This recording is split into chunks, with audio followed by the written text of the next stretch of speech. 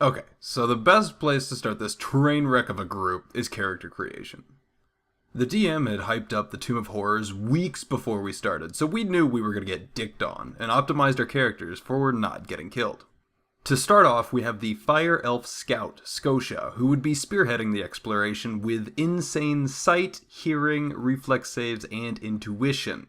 He's essentially the rogue of the group. In case of his inevitable death, his twin brother Nova was nearby so we could keep on playing if his character died. Next we have the Grey Elf Fate Spinner, Lucian. He's a utility caster with insane knowledge and spellcraft checks, so we'd know if it was safe to touch the altar at the front of the room or drink the vat of acid. He also has fate magic, so if he sees someone's gonna fall into a spike pit, he can Mace Wind do that shit. I've got a half-orc cleric, Richard. He's cleric from top to bottom and ranks in profession painting. Now you might be thinking, Richard, why the fuck do you have ranks in profession painting? I'm glad you asked. Other than being able to unkill somebody as a cleric, I also have some handy dandy paints that allow me to draw something simple and pull it into reality. So I could draw a sword, or a pole, or a dick, or some rope, and I could pull it into the real world.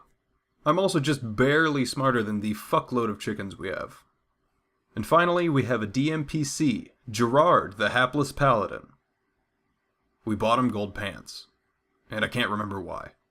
And so our party was ready to roll out towards the Tomb of Horrors. Wait.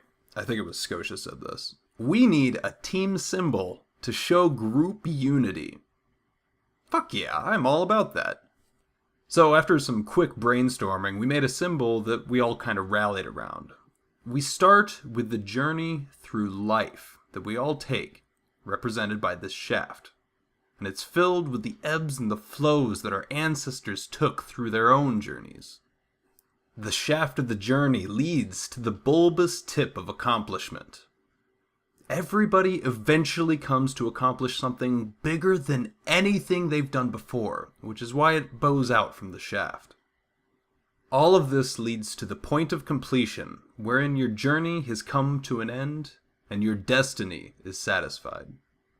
This must all be built upon the knowledge that you acquire from within and without.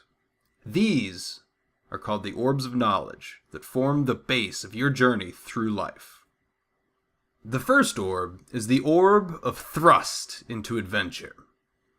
Each of us have to take that very first step out of our comfort zone to grow as a person, and just thrusting into the challenge is the best way to do it.